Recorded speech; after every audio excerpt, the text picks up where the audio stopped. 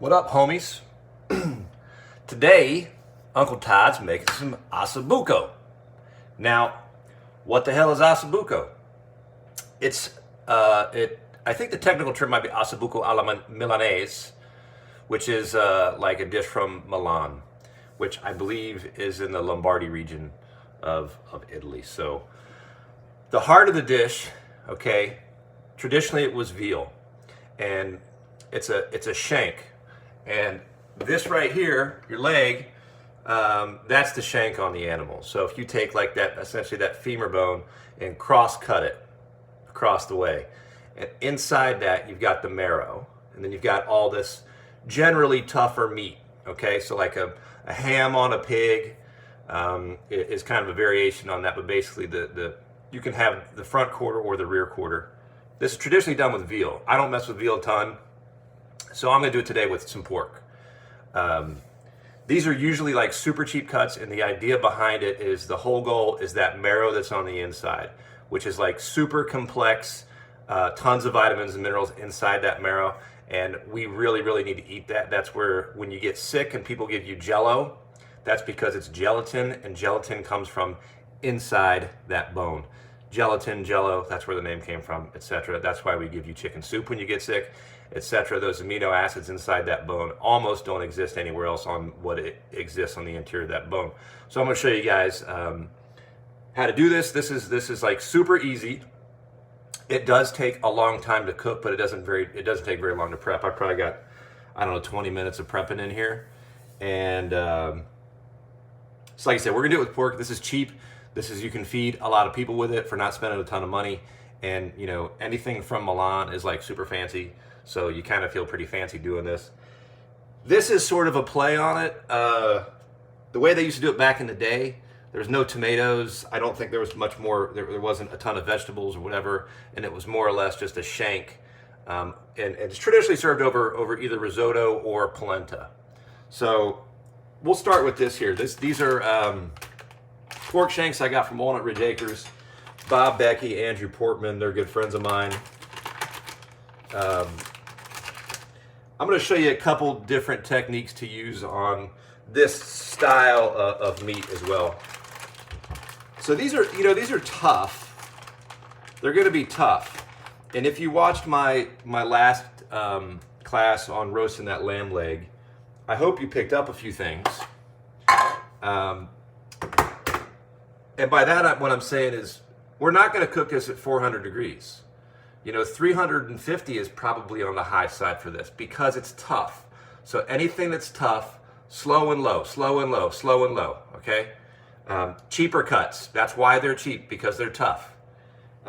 So essentially, if you're buying something that's $2, $3, $4, $5 a pound, I consider that pretty cheap. Those are generally things that you want to do slow and low. You really can't screw it up, all right? And this kind of works for like damn near anything that you want to do. You can substitute this around. If it doesn't have, this has the bone in it, and you can tell that's like the forequarter. So in this case, these are like 20 bucks, 25 bucks. They're called jacquards, and they have these little needles poking out. This thing is badass. It's 20 bucks, and you can save yourself a ton of money by buying, cheap cuts like this, and you just take it to Pound Town, and you beat it up.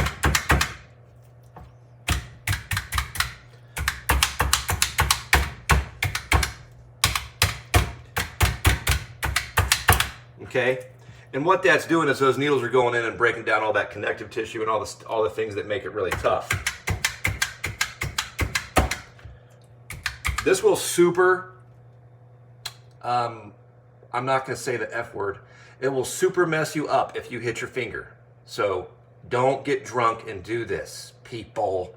Got to be safe. Safety first. Now, we're going to beat this up. The other half is, this lets all that stuff that you're going to marinate it or cook it in, it lets it penetrate that, because all these little needles are jabbing all through there, and it's kind of like venting it, right?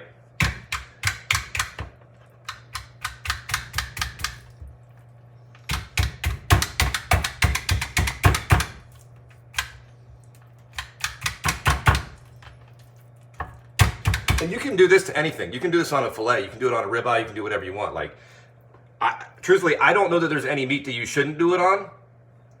I don't know.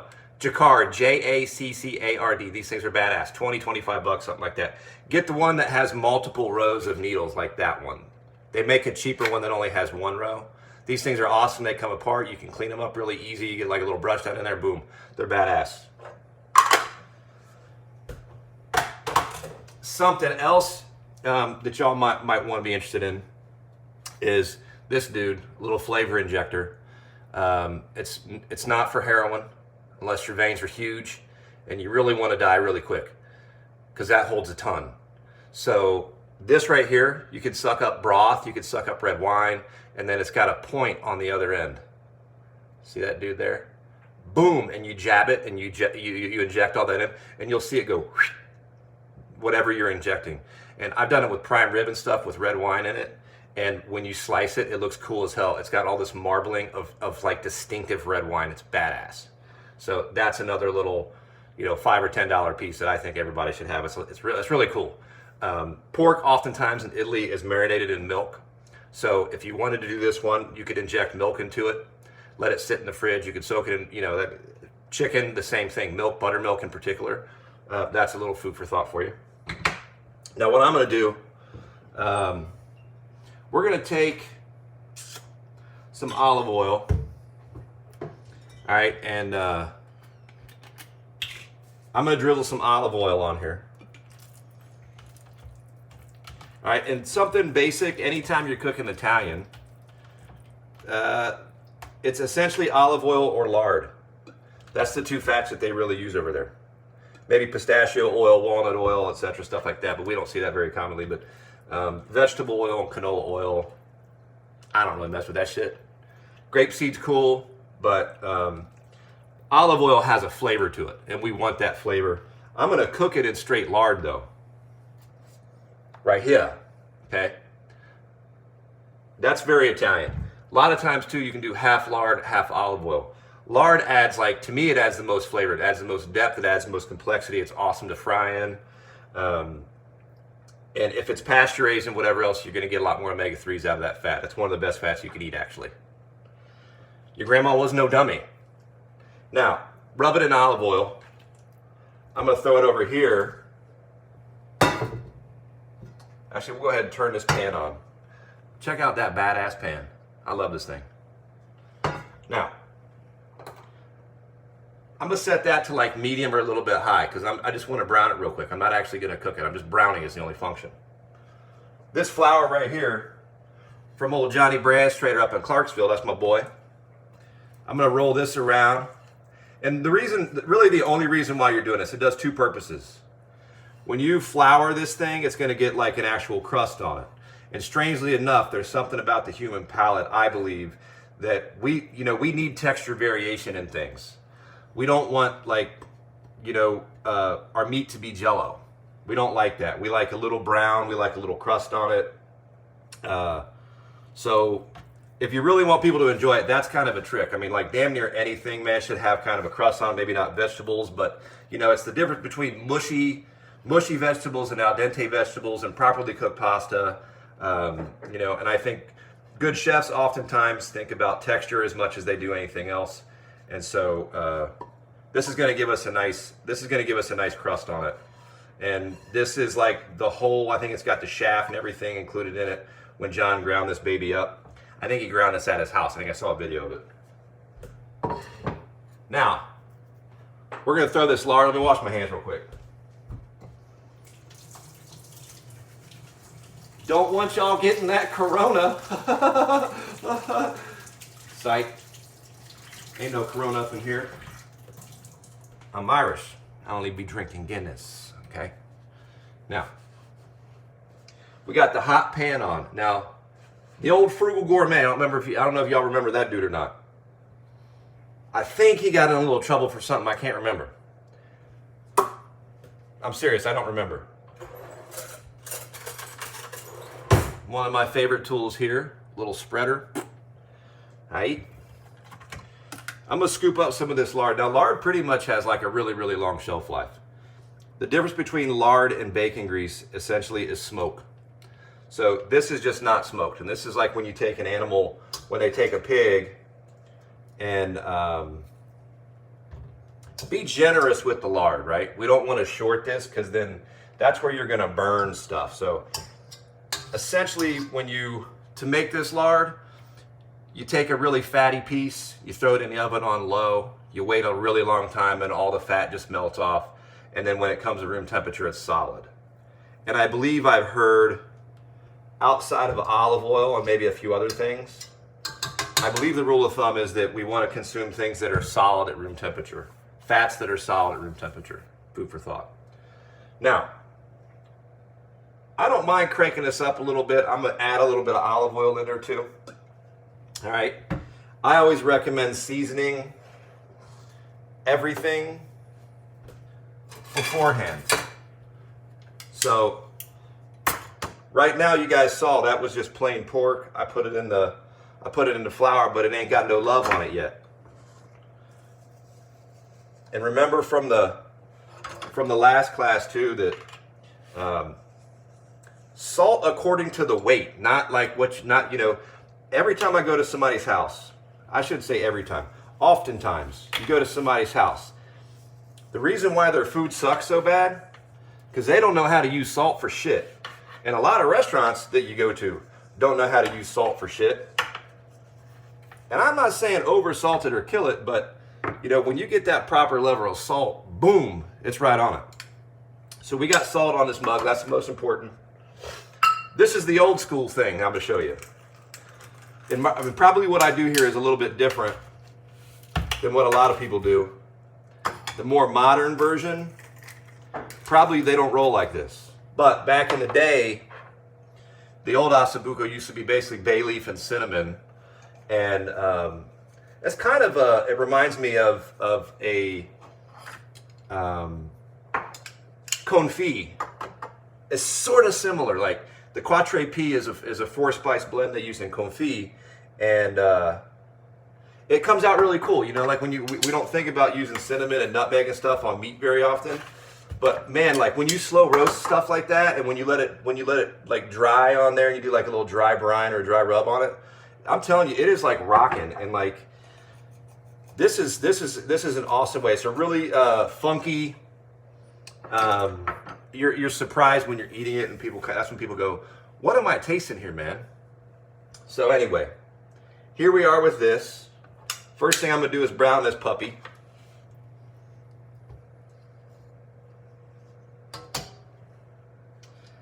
And what I started to say about the old frugal gourmet was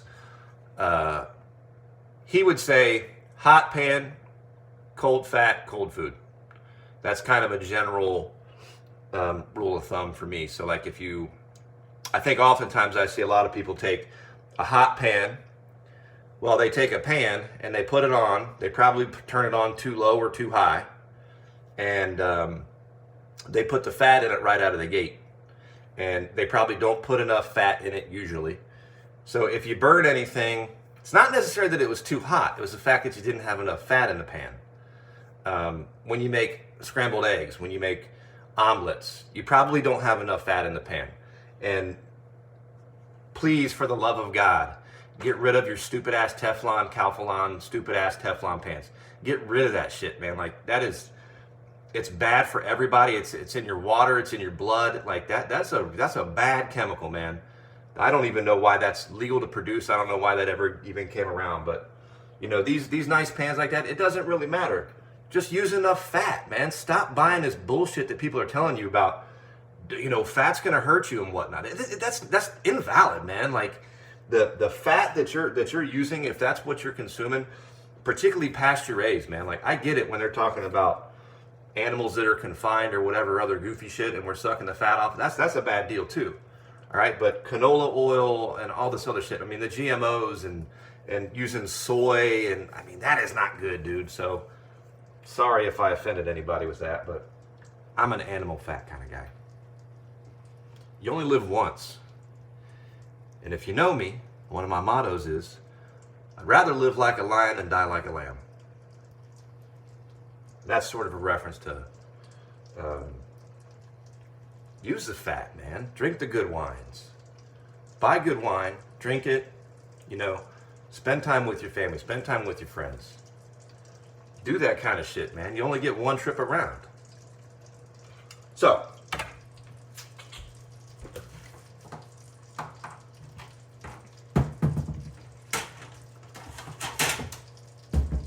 I definitely should have had that on a higher heat. And that's another thought too, is it, you know, at your house, what you get on a burner, particularly electric, this isn't even remotely close. Like, if I had that burner on for 13 seconds at the restaurant, there'd be smoke barreling out of the pan. Sometimes it's hard for chefs to come home and, you know, and I've got a nice range here, but it ain't the same. And we don't have gas here at the house, so. Anyway, we're gonna brown this thing off. I'll check back in a minute with you guys.